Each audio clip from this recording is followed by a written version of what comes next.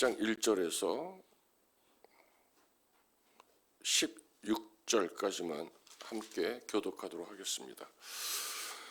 그 후에 주께서 따로 70인을 세우사 친히 가시려는 각 동네와 각 지역으로 둘씩 앞서 보내시며 이르시되 추수할 것은 많되 일꾼이 적으니 그러므로 추수하는 주인에게 청하여 추수할 일꾼들을 보내주소서 하라. 갈지어다 내가 너희를 보냄이 어린 양을 이리 가운데로 보냄과 같도다. 전대에 배낭이나 신발을 가지지 말며 길에서 아무에게도 문안하지 말며 어느 집에 들어가든지 먼저 말하되 이 집이 평안할지어다 하라. 만일 평안을 받을 사람이 거기 있으면 너희의 평안이 그에게 머물 것이요 그렇지 않으면 너희에게로 돌아오리라. 그 집에 유하며 주는 것을 먹고 마시라. 일꾼이 그 싹쓸 받는 것이 마땅하니라. 이 집에서 저 집으로 옮기지 말라. 어느 동네에 들어가든지 너희를 영접하고 너희 앞에 차려놓은 것을 먹고 거기 있는 병자들을 고치고 또 말하기를 하나님의 나라가 너희에게 가까이 왔다 하라. 어느 동네에 들어가든지 너희를 영접하지 아니하거든 그 거리로 나와서 말하되 너희 동네에서 우리 발에 묻은 먼지도 너희에게 떨어버리노라. 그러나 하나님의 나라가 가까이 온 줄 알라 하라. 내가 너희에게 말하노라. 그날에 소돔 그 동네보다 견디기 쉬우리라. 화 있을진저 고라시나 화 있을진저 벳세다야 너희에게 행한 모든 권능을 두로와 시돈에서 행하였더라면 그들이 벌써 베옷을 입고 제에 앉아 회개하였으리라. 심판 때에 두로와 시돈이 너희보다 견디기 쉬우니라. 가브나움아 내가 하늘에까지 높아지겠느냐 음부에까지 낮아지리라. 다같이 너희 말을 듣는 자는 곧 내 말을 듣는 것이요 너희를 저버리는 자는 곧 나를 저버리는 것이요 나를 저버리는 자는 나 보내신 이를 저버리는 것이니라 하시니라. 아멘. 예수께서 70인을 선택한 것은 이스라엘 민족들은 70이라는 숫자 혹은 72라는 숫자를 이방 민족들을 의미하며 살았기 때문에 이 말씀, 이 70이라는 단순한 숫자 속에는 후대 교회가 열방에 복음을 전할 것이라는 그런 예언적인 의미가 일찍 예견됐다 이런 해석이 우세합니다. 70인을 세우셨다. 이 세우사라는 원문을 보면 아네데이크센이라는 헬라어인데 12제자를 세웠을 때랑 동일한 권위로 하나님의 권능을 사용할 수 있는 권위로 보내어졌다 이런 것을 의미합니다. 지금 세대에 교회에서 세워서 전도를 하거나 봉사를 하거나 사역을 위해서 파송되는 의미도 같다 이렇게 생각하시면 맞습니다. 또한 둘씩이라는 말은 서로 돕고 격려하고 유효한 증인이 되기를 위함이다. 민수기나 신명기나 전도서 성경의 여러 구절에서 증거를 하고 있습니다. 이 추수라는 말은 구약적 이미지로 보면 하나님의 심판이지만 은혜의 측면에서 보면 복음의 전파 그런 의미가 강합니다. 하나님께서 보내주는 일꾼 그 보내심을 받는 것에 기꺼이 순종한 일꾼만이 진정으로 그분의 추수를 돕는 참된 일꾼인 것입니다. 그리스도의 신비는 우리 믿음의 신비는 참 깊고도 오묘합니다. 하나님의 일터에서 그분이 일꾼으로 세워서 우리가 일꾼을 일하는데 그 하나님이 함께 하신다. 하나님의 말씀에 순종해서 우리가 일터로 나가서 하나님의 일꾼이 돼서 추수를 돕는 일꾼으로 사역을 하는데 하나님의 권세가 우리와 함께 하신다. 이것이 하나님의 일을 감당하는 사람들이 누리고 있는 그리스도의 신비입니다. 우리 3절 한번 다 같이 한번 봉독하시겠습니다. 10장 3절입니다. 시작. 갈지어다 내가 너희를 보냄이 어린 양을 이리에게 보냄과 같도다. 그런데 3절을 보시면 예수님께서 이렇게 말씀하십니다. 내가 너희를 보냄이 어린 양을 이리 가운데로 보냄과 같도다. 양은 용감하고 능력 있는 목자의 보호가 없으면 일이나 들짐승에게 무방비 상태로 당할 수밖에 없는 나약한 동물입니다. 세상의 악한 세력과 영적인 싸움을 할 때 절대 낙관적이나 방심을 해서는 안 된다는 주님의 마음이고, 다른 한편으로는 강하고 능력이 있는 목자께서 지금의 우리를 보호해 줄 것이라는 두 가지 메시지를 담고 있는 주님의 마음이다. 저는 이 성경을 그렇게 받아들이고 있습니다. 우리 하나님은 우리와 함께 하시는 하나님이십니다. 아멘. 우리 하나님은 임마누엘의 하나님이십니다. 우리가 기도했지만 몸된 교회를 세워갈 때 우리와 함께 하시고, 우리의 가정과 우리의 기업과 우리의 자녀들까지도 하나님이 함께 하십니다. 우리는 자녀를 위해서 많은 제목들을 갖고 기도하고, 때로는 매를 들고, 때로는 훈계도 하고, 주님의 말씀을 가르치기도 하지만 그 자녀를 이끌어가고 자녀의 인생에 깊이 관여하는 우리 하나님이십니다. 자녀와 함께 하고 있는 하나님의 그 놀라우신 역사하심을 바라보는 그 부모의 마음을 갖고 사신다면 어느 정도 위로가 많이 되실 것입니다. 결국 제자들은 자기들의 연약함을 늘 인정하고 겸손해야 하며 늘 하나님만을 의지해야 강해질 수 있는 것입니다. 에베소 기자가 이렇게 얘기합니다. 끝으로 너희가 주 안에서와 그 힘의 능력으로 강건하여지고 마귀의 간결을 능히 대적하기 위하여 하나님의 전신 갑주를 입으라. 쭉 많은 말씀을 하다가 이렇게 얘기합니다. 구원의 투구와 성령의 검, 곧 하나님의 말씀을 가지라.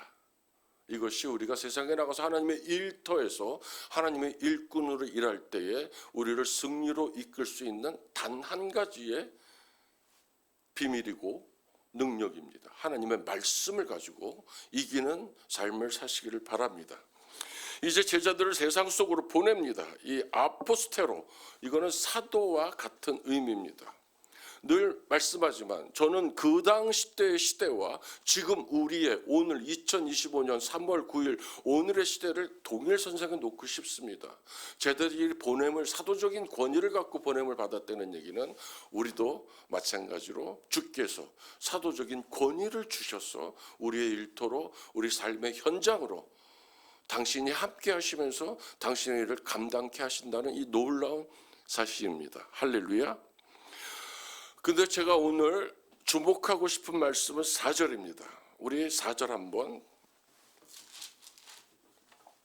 함께 읽겠습니다. 시작. 전대나 배낭이나 신발을 가지지 말며 길에서 아무에게도 문안하지 말며. 7절 한번 더 읽겠습니다. 그 집에 유하며 주는 것을 먹고 마시라. 일꾼이 그 싹을 받는 것이 마땅하니라. 이 집에서 저 집으로 옮겨 다니지 마라. 4절을 메시지 성경으로 한번 읽고 보겠습니다. 짐을 가볍게 하고 다녀라. 빚과 칫솔이면 된다. 제자들에게 세상에 보내면서 하시는 말씀입니다. 그 이상은 필요 없다. 길에서 만나는 모든 사람과 노닥거리거나 잡담하지 마라. 7절은 한 집에 머물면서 거기서 주는 음식을 먹어라. 일꾼이 든든한 새끼 식사를 하는 것이 마땅하다. 동네에서 음식 솜씨가 좋은 사람을 찾아서 이 집, 저 집 옮겨 다니지 마라. 제가 한번 풀어보겠습니다. 저는 4년 전에 포도나무 교회로 왔습니다. 여러 가지를 생략하자면 하나님께서 보내셨습니다. 감사합니다, 주님. 그런 세월을 쭉 보내고 있습니다.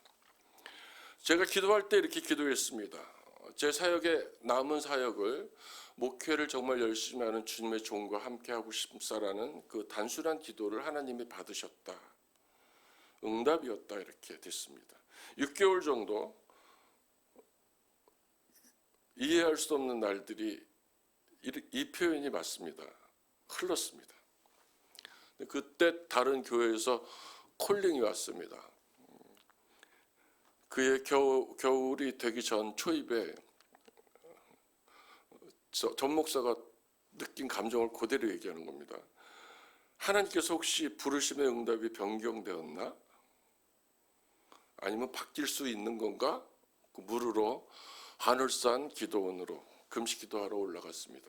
저는 금식기도 참 잘합니다. 18일 금식기도 한 적도 있고 3, 4일은 뭐 1년에 한두 번씩은 그냥 합니다. 하늘산 기도원에 올라가서 주님 앞에 무릎 꿇고 성경을 펴서 읽은 그 구절이 오늘 누가복음 10장 4절 7절 말씀입니다. 전대나 배낭이나 신발을 가지지 말며 길에서 아무에게도 문안하지 말라. 혹시 해서 세 번역을 찾아봅니다. 전대도 자루도 신도 가지지 말고 길에서 아무에게도 인사하지 말라. 공동 번역도 찾아봤습니다. 다닐 때 돈주머니도 식량자루도 신도 지니지 말고 누구와 인사하느라 가던 길 멈추지도 마라. 모든 성경이 똑같았습니다. 복음 전파하는 하나님의 일꾼으로 일하는 가운데서 길에서 인사하려고 시간을 낭비하지 말라. 이 말은 굉장히 이해가 쉽게 왔습니다. 복음의 긴박성, 복음 전파의 긴박성 때문에 허비할 시간이 없다. 그렇게 받아들이는 게 맞았을 것입니다. 그런데 제 가슴에 깊이 글자가 이렇게 커지면서 제 가슴에 훅 들어오는 말씀은 전대, 배낭, 신발이었습니다. 신학적인 의미는 빼겠습니다. 제가 조사를 다 해봤지만 그날 하나님의 음성은 명료했어요. 전대, 배낭, 신발. 7절의 말씀이 먼저 저 가슴을 울렸습니다. 강했습니다. 일꾼은 든든한 새끼 식사를 하면 족하다 이런 얘기입니다. 이 집 저 집으로 맛있는 음식을 찾으러 싸다니지 마라. 이렇게 말해서 죄송합니다. 그렇게 들렸습니다. 하루 세 끼면 충분하지 않냐. 그러면서 주님의 음성이 이렇게 들려왔습니다. 너 자신이나 준비해라. 나머지 일은 주님께서 하신다는 얘기입니다. 오늘 제가 여러분들한테 나누고 싶은 메시지는 똑같습니다. 하나님이 우리를 일터로 보내지만 그 일터에서 함께 하시는 분은 오직 하나님이시고 우리가 의지할 것은 그 하나님 외에는 없다라는 얘기입니다. 여기서 떠다니는 글자들 전대 돈주머니입니다. 배낭이 돈주머니고 전대는 돈입니다. 신발. 내가 사막의 길이나 먼 길을 떠날 때 반드시 한 켤레 정도는 더 갖고 다녀야 되는 신발인데 하나님은 하나님 외에 전대나 배낭이나 신발이나 의지하지 말라 이 말씀입니다. 저는 어리석게도 저울 한쪽에는 전대, 배낭, 신발, 다른 한쪽에는 사명을 올려놓는 기울어진 저울, 속이는 저울을 가지고 산으로 올라갔던 것입니다. 알게 하신 하나님께서 너무나 초라하고 제 자신이 천해 보여서 웃다가 오래도록 웃다가 산에서 내려왔습니다. 그때 예수께서 성령으로 기뻐하시며 이르되 천지의 주제이신 아버지여 이것을 지혜롭고 슬기 있는 자들에게는 숨기시고 어린아들에게 나타내심을 감사하나이다. 올소이다. 이렇게 된 것이 아버지의 뜻이니이다. 믿음은 단순한 겁니다. 하나님이 말씀하시면 예. 제가 지난번 설교 때 얘기했던 것처럼 yes, I do. 네, 제가 그렇게 하겠습니다. 나머지는 주님이 다 책임져 주세요. 우리들이 삶의 현장에서 하나님의 말씀을 붙들고 우리들의 비전과 우리들의 가정과 우리들의 자녀와 우리들의 교회까지도 하나님께 간구할 때 하나님이 말씀하십니다. 그때 왜요? 무슨 계획이 있어요? 하나님 저 나약해요? 입이 짧고 혀가 둔해요. 하나님 저 마당에 손뭉치를 뒀으니까 저 손뭉치에만 비가 내리게 해주세요. 이것이 아니라 아모스처럼 120년 동안 산 위에다 배를 지라고 그럴 때 왜요가 아니라 예. 길을 떠나라고 아브라함한테 명하셨을 때 예. 자식을 바치라고 했을 때 예. 우리는 아브라함이 이삭을 바칠 때 아브라함을 하나님께서 시험하셨다 이렇게 생각하시기 쉽지만 아브라함은 아브라함뿐만이 아니라 이삭까지도 하나님께서 돌보셨습니다. 그때 이삭의 나이는 27에서 넓게는 47까지로 봅니다. 장성한 인생이었고요. 하나님과 대면했던 아버지처럼 이삭도 대면했을 것입니다. 아버지 장작하고 다 있는데 재물은 어디 있어요? 라고 물었을 때 어쩌면 이건 제 개인적인 해석입니다. 아버지의 마음을 가지고 말없이 3일 길을 달려가는 그 아버지한테 아버지 저 드려도 괜찮아요. 그런 의미가 있었을지도 모릅니다. 말이 옆으로 좀 샜습니다마는 단순한 믿음으로 예하고 산을 내려왔습니다. 주님께서 또 말씀하십니다. 19절에 내가 너희에게 뱀과 전갈을 밟으며 원수의 모든 능력을 제어할 권능을 주셨으니 너희를 해칠 자가 결코 없으리라. 그러나 귀신들이 너희에게 항복하는 것으로 기뻐하지 말고 너희 이름이 하늘에 기록된 것으로 기뻐하라 하시니라. 주님의 백성이 되신 것을 기뻐하시면서 하십니까? 오늘 하나님이 나한테 어떤 말씀을 주실까 벅찬 마음으로 기대하시면서 새벽에 나오시고 말씀 앞에 무릎 꿇는 그것을 정말 내 삶의 가장 소중한 것으로 누리시면서 사십니까? 오늘 새벽에 하나님 앞에 무릎 꿇으신 포도나무 교회 교우들을 축복합니다. 순전한 믿음으로 승리하시기를, 어린아이의 영성으로 천지를 지으신 여호와를 의지하며 전능자의 복을 받고 그 복을 누리시는 이 땅의 삶이 되시기를 축복합니다. 이제 마지막으로 예수의 어머니 마리아는 어떤 사람이었을까? 마리아는 하나님과 그 아들 예수에게 어떤 일꾼이었는가를 살펴보려고 합니다. 마리아는 하나님의 아들이 자신의 배를 부르게 하고 자신의 몸속에서 움직이는 것을 직접 경험했습니다. 그리고 자신의 팔로 새로 태어난 하지만 신이신 젖먹이 아이를 재웠습니다. 참 스승이신 아기 앞에 앉아서 그에게 말하는 것과 걷는 것을 가르쳤습니다. 그리고 시므온이 예언한 대로 누가복음 2장 35절 몸을 찌르듯 하리니 이는 여러 사람의 마음의 생각을 드러내려 함이더라 하더라. 그 말씀처럼 성장한 아들이 많은 사람들이 보는 앞에서 저주와 모욕과 배신과 십자가 위에서 처참하게 매달려 돌아가시는 것도 마리아는 보았습니다. 마리아는 육신이 되신 하나님의 어머니로 살았습니다. 그러나 그녀는 만왕의 왕이요 만유의 주이신 예수님께 진심으로 순종했던 여인입니다. 티모시 조지라는 학자의 고백입니다. 마리아는 그리스도의 어머니이기 이전에 그리스도의 제자였다. 만약 그녀가 믿지 않았다면 그녀는 임신할 수 없었기 때문이다. 그리고 마리아의 믿음 역시 공로로 획득한 것이 아니라 하나님의 은혜였다. 마르틴 루터가 마리아를 이렇게 말씀합니다. 마리아는 단지 하나님의 일하시는 일터였습니다. 이렇게. 주님의 제자이십니까? 주님의 참된 제자로 살아가고 싶습니까? 하나님이 우리 인생을 통해서 마음껏 일하시게 할 수 있도록 나를 일터로 그분께 드리시길 바랍니다. 제가 오늘 여러분에게 말씀을 붙들기를 원하는 메시지는 이 한 가지입니다. 여러분 삶 전부를 하나님께 드리십시오. 신발이나 전대나 배낭을 의지하지 마십시오. 이제 하나님은 우리에게 다음과 같이 응답할 기회를 주십니다. 그리스도의 제자입니까? 그러면 하나님이 활동하시는 일터가 되시길 바랍니다.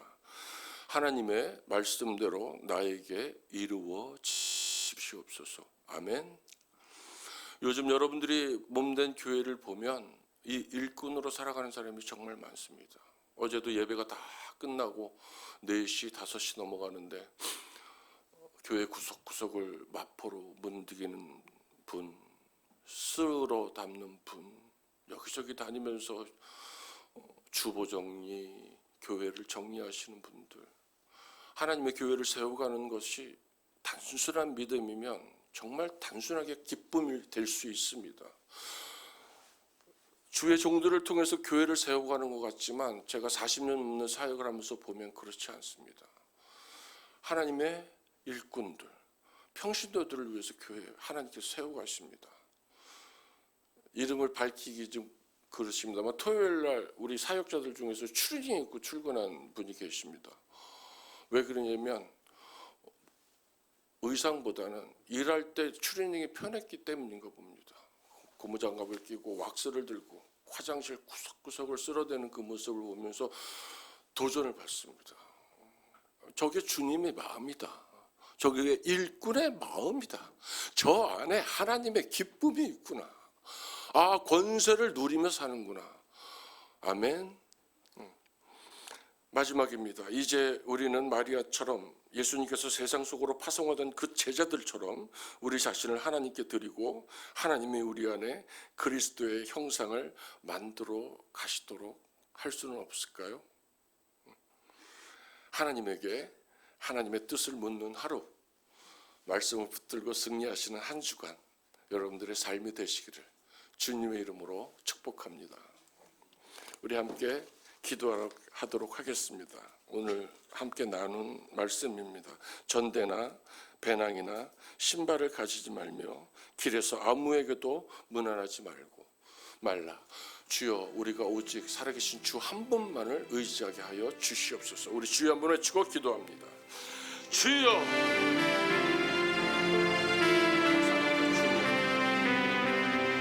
우리가 주님의 시선으로 주님의 마음으로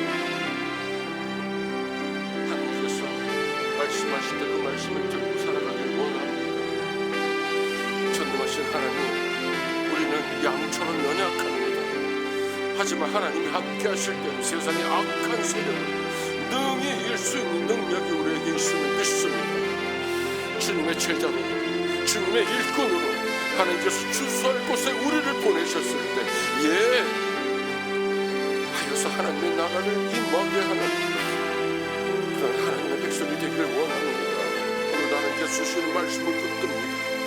배낭이나 전대나 신발을 의지하지 않겠습니다. 주님, 오직 주님의 말씀을 붙들겠습니다.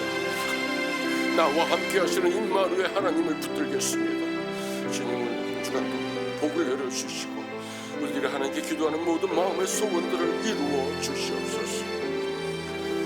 자, 우리가 각자 가지고 나온 기도의 제목들, 그리고 새벽마다 이름을 불러가며 치유를 강력하게 원하는 우리 교우들의 약한 교우들을 위해서 한 명 한 명 이름을 불러가며 기도하시다가 돌아가시기 바랍니다. 우리 주여 한번 외치고 기도합니다. 주여,